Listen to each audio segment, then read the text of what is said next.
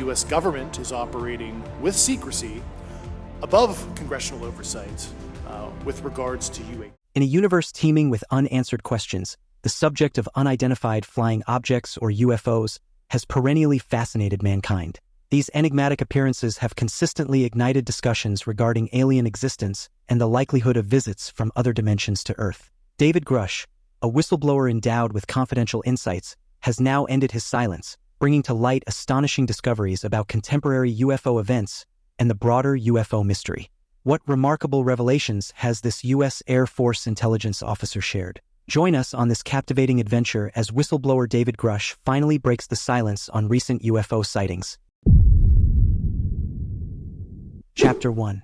The Startling Extraterrestrial Evidence. In 2023, David Grusch made a bold decision to reveal some highly classified information. It all began on June 5, 2023, when independent journalists Ralph Blumenthal and Leslie Kean broke a story on The Debrief, a website known for uncovering insider stories and cover-ups. Their article covered David's claims of a government UFO cover-up. According to David, the government had been in contact with several alien UFOs but chose to keep it all hush-hush. The story quickly gained traction, spreading like wildfire, with even the Washington Post deciding to investigate. However, many mainstream news channels opted not to cover it, which isn't surprising considering those in power probably preferred to keep the lid on things. Kean, one of the journalists, emphasized that they had thoroughly vetted David's story. They interviewed Carl Nell, a retired Army colonel prominent on the UFO task force, and a current U.S. intelligence official at the National Air and Space Intelligence Center. Nell described David as beyond reproach and supported his claims about a secret UFO retrieval and reverse engineering program. David revealed that the U.S. government not only had a secretive UFO retrieval program, but also possessed spacecraft of non-human origin. He even claimed that the government had the bodies of deceased pilots and engaged in white-collar crimes to cover up UFO programs. According to David, the government went to great lengths, including eliminating people deemed threats, to keep these programs concealed. Just 2 days after the initial interview, David had a follow-up interview with La Parisienne, a prominent French news outlet. He suggested that UFOs might be coming from extra dimensions and claimed that he had spoken with several intelligence officials briefed about alien spacecraft as large as football fields. David alleged that the government had transferred some crashed UFOs to a defense contractor. News about David and his interviews spread rapidly, eventually leading to his appearance before Congress on July 26, 2023. He testified before a session on government transparency and accountability, sharing his expertise and experiences regarding what he believed to be the government's penchant for secrecy, particularly concerning its activities with UFOs and aliens. Grusch shared that his decision to blow the whistle stemmed from concerns raised by numerous credible individuals within the military and intelligence community regarding the government's secretive handling of unidentified aerial phenomena, UAPs. He filed an urgent concern under PPD 19 with the Intelligence Community Inspector General on May 2022. His testimony is grounded in information provided by individuals with a proven track record of service and credibility, many of whom have offered compelling evidence including photographs, official documents, and classified oral testimony to Grusch and his colleagues. He also revealed that he diligently collaborated with evidence for 4 years while serving with the UAP task force. He made sure to thoroughly investigate the individuals sharing this evidence. Because of these efforts, he strongly believed in the importance of presenting this information to Congress. David was motivated by a commitment to truth and transparency, which he saw as essential in upholding the United States Constitution and protecting the American people. David urged Congress to hold the government accountable and conduct a thorough investigation into these claims.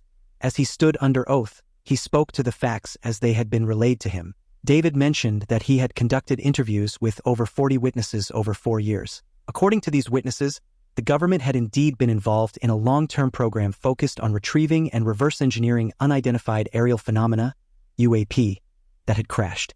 He asserted that the government possessed UFOs that had been recovered over time, but what exactly was being done with these spacecraft remained a mystery to most people. When questioned, David confirmed that the U.S. had retrieved biological matter of non-human origin from the pilots of these spacecraft. He stated that this assessment came from individuals with first-hand knowledge of the program, including those still actively involved in it. During the hearing, David and his co-testifiers extensively discussed what they believed to be evidence of the government concealing its role in scouting and retrieving UFOs. They were candid about their assessment. Chapter 2. Shedding Light on the Unknown. Throughout the years, there have been numerous reports discussing possible sightings of unidentified flying objects, commonly referred to as UFOs. These sightings often spark speculation about the existence of extraterrestrial life, with many imagining these UFOs as vehicles carrying aliens to our planet for various purposes, such as spying or assimilation among humans. While these stories have circulated widely, the truth behind them remains elusive. Some individuals firmly believe that UFOs have been witnessed by credible sources, while others suggest that government authorities have made direct contact with aliens, indicating their presence among us. Regardless of where the truth lies, one thing seems certain: the government is aware of these phenomena. Interestingly, several individuals who have worked closely with government agencies have come forward, shedding light on the notion that information is being withheld from the public, including possible UFO sightings and encounters with extraterrestrial beings. Among these individuals, David Charles Grusch stands out as one of the most prominent. David Grusch served as an intelligence officer for 14 years in the U.S. Air Force, where he held the rank of major and worked in various capacities, including active duty, Air National Guard, and Reserve. His most recent assignment, from 2021 to 2023, was at the National Geospatial Intelligence Agency, NGA, at the GS-15 civilian level, which equates to the military rank of a full bird colonel. During his time in government service, Grusch crafted numerous reports about unidentified aerial phenomena, UAP, for Congress. He played a key role in shaping the language concerning UAP in the FY 2023 National Defense Authorization Act. This legislation, led by Senators Kirsten Gillibrand and Marco Rubio, was officially enacted into law by President Biden in December 2022. The law ensures that anyone possessing pertinent information about UAP can share it with Congress without fearing any repercussions, even if they had previously signed non-disclosure agreements. During his time in the U.S. Air Force and his role at the National Reconnaissance Office, NRO, Reserve, David served as a member of the UAP Task Force from 2019 to 2021. The task force was assembled to delve into UFOs, now officially labeled Unidentified Aerial Phenomena, UAP. This task force, spearheaded by the Department of the Navy operating under the Office of the Undersecretary of Defense for Intelligence and Security, as time progressed, the task force underwent reorganization and expansion, evolving into the All-Domain Anomaly Resolution Office. This revamped entity broadened its scope to include investigations into objects not only in the skies but also underwater. David worked at the Interior Operations Center on the Director's Briefing Staff, where he coordinated the Presidential Daily Brief and supported various contingency operations. Chapter 3. Government Secrets Revealed. David Grusch faced a series of questions about potential retaliation he may have encountered for his testimony. When asked about any reprisals he faced, Grusch cautiously responded, acknowledging an ongoing whistleblower reprisal investigation, and refrained from divulging detailed information that might compromise the investigation's integrity. However, he described the treatment he endured as brutal and unfortunate, detailing the professional and personal hardships he endured as a result of his actions. Grusch was further queried about his knowledge of individuals being harmed or injured in efforts to cover up or conceal extraterrestrial technology. While he affirmed having personal knowledge of such incidents, he trod carefully, noting his directive to individuals with such knowledge to report it to the appropriate authorities. Regarding his own experiences post-disclosure, Grusch expressed gratitude for the overwhelming support received from former colleagues. However, he also revealed knowledge of active reprisal activities against himself and others, allegedly orchestrated by certain senior leadership within previous agencies he was associated with. Grusch condemned what he referred to as administrative terrorism, attributing it to an attempt to silence dissent within government ranks. When questioned about potential cooperation between government agencies and adversarial foreign governments in technology exchange programs, Grusch admitted lacking concrete evidence on the matter. Similarly, he denied having received specific evidence regarding such collaborations. In addressing inquiries about his interactions with Dr. Kirkpatrick, head of the All-Domain Anomaly Resolution Office, ARO, Grusch confirmed a classified conversation in April 2022, during which he voiced concerns to Kirkpatrick. However, he expressed uncertainty about why Kirkpatrick did not follow up on their discussion, emphasizing his willingness to guide on matters of national security. The discussion explored Grusch's authorization process for discussing sensitive topics, his encounters with individuals knowledgeable about non-human origin crafts, and his awareness of advanced technologies within the U.S. government. Grusch emphasized the significance of obtaining prior approval from the Defense Department before delving into classified matters. He highlighted the stringent protocols in place to safeguard sensitive information, underscoring the legal consequences of unauthorized disclosures. Regarding his interactions with individuals knowledgeable about non-human origin crafts, Grusch disclosed that he conducted interviews with such individuals. This first-hand engagement lends credibility to his insights and adds depth to his understanding of the subject matter. Additionally, Grusch shared insights into advanced technologies within the U.S. government, which he had been briefed on during his tenure. He hinted at the existence of unsanctioned programs in the advanced tech space, raising questions about oversight and accountability.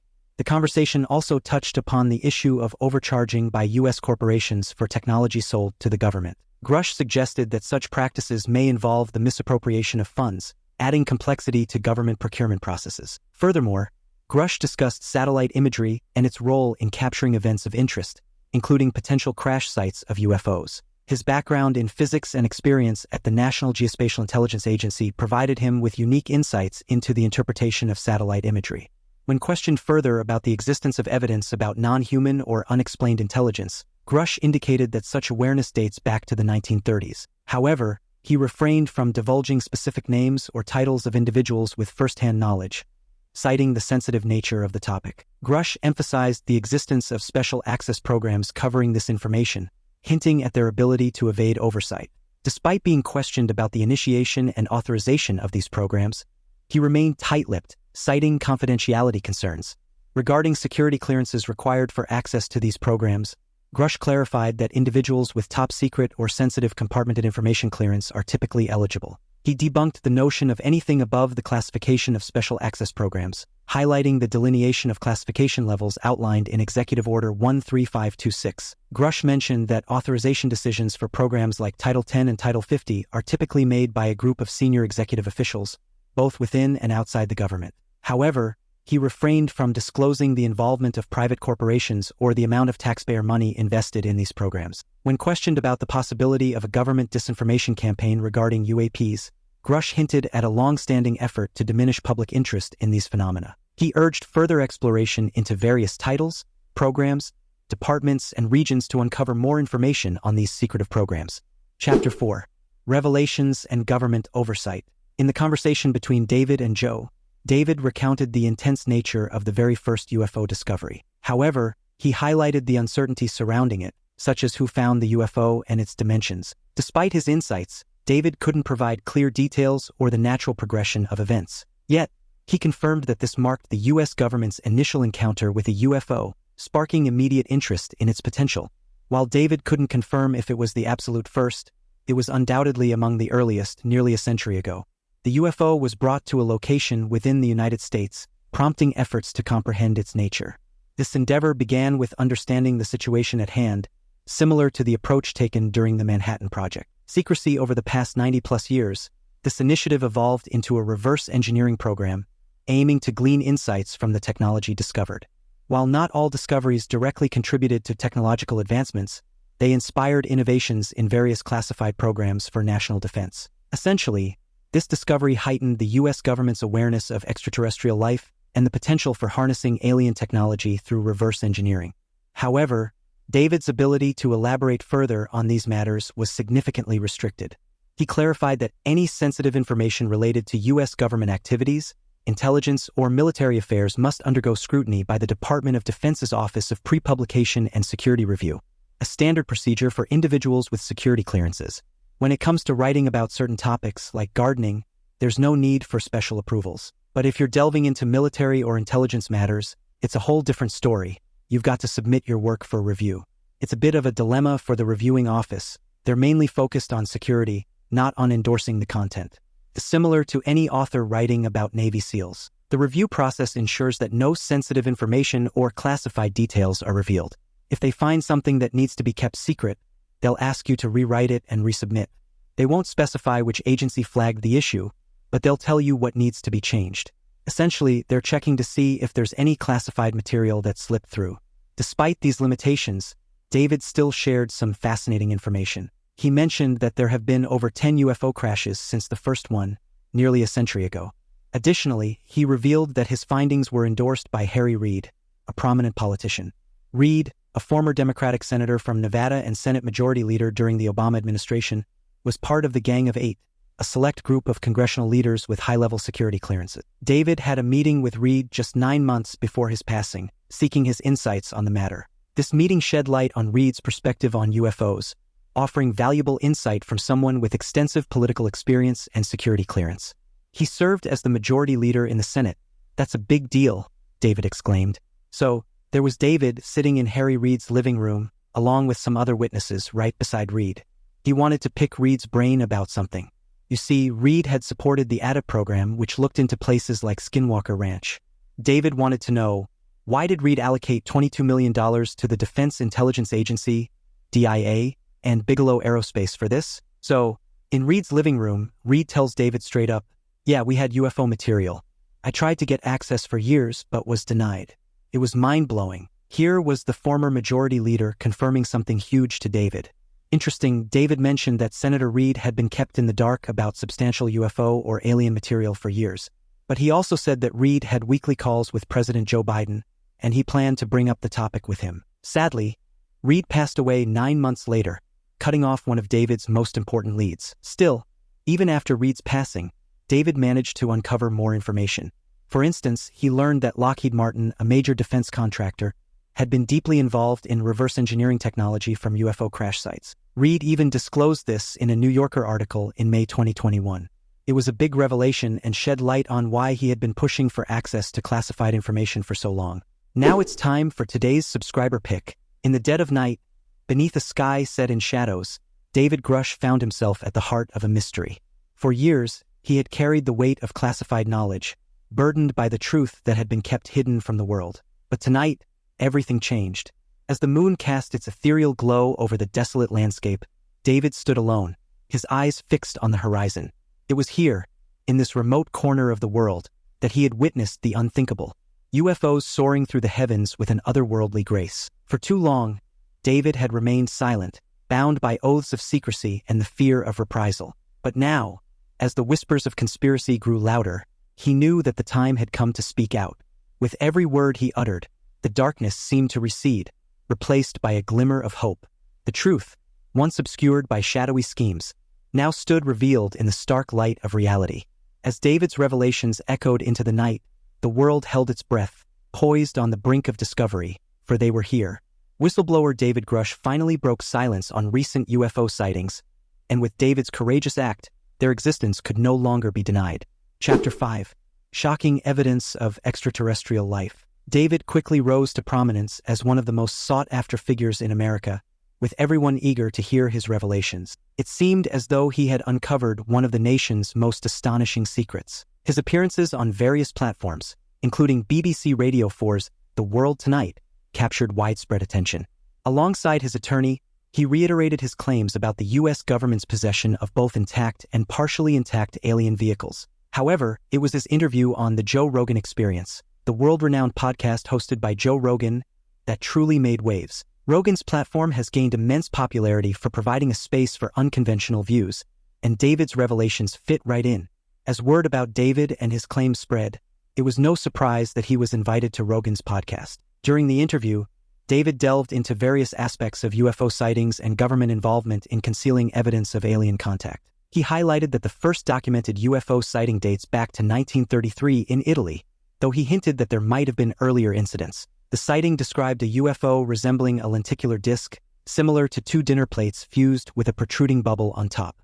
Interestingly, the UFO appeared to have crashed, but upon investigation, it was found to be empty, leaving Italian authorities perplexed. They even reached out to the Germans for clarification, adding to the excitement surrounding the incident.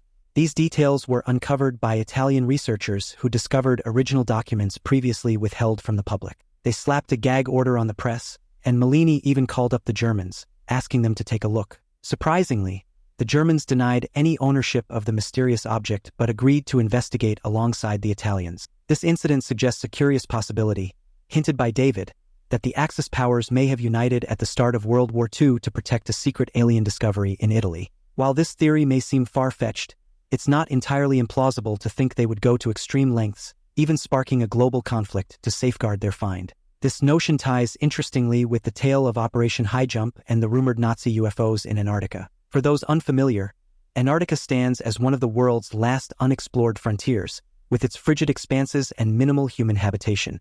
Yet, it holds a mysterious allure, steeped in secrecy and puzzles. One such mystery revolves around UFO sightings and purported Nazi activity. Chapter 6. Nazi Alien Conspiracies. Operation High Jump was a wild ride. The US government got wind of some serious activity going down in Antarctica, so they sent Admiral Byrd up there with a massive fleet to check things out. When was this? Sometime around the 1950s, right after World War II. Now, according to Byrd's journal, which they dug up later, things got crazy real quick. He claimed to have encountered UFOs Nazi-style. Apparently, the Nazis had struck a deal with some extraterrestrials for top-notch technology. And get this, they were working together. According to the narrative, it suggested that extraterrestrial beings, along with Klaus Schwab's father, a prominent figure in economic and business circles, held a meeting with Dwight Eisenhower, who was the president of the United States at the time.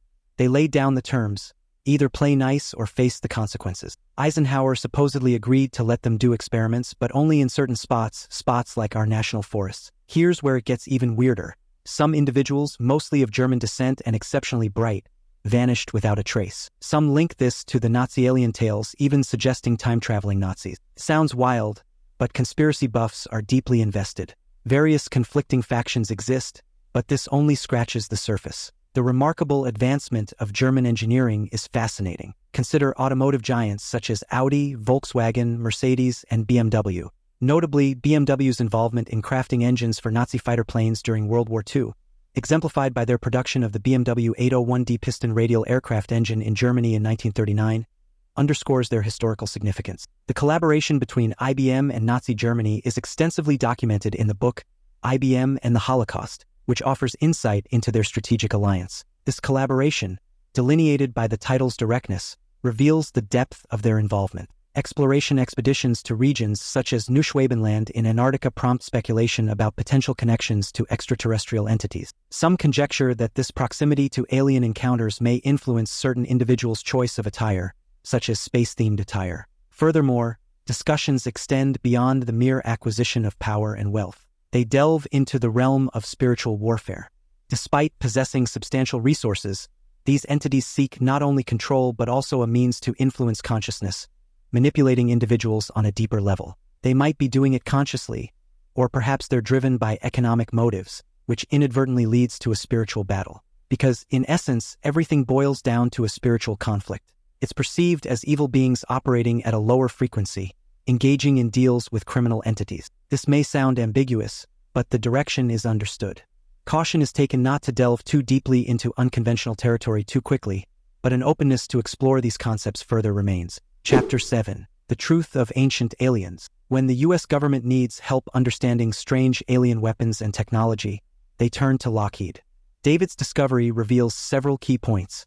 Firstly, it suggests that the US government has known about aliens and UFOs for a long time.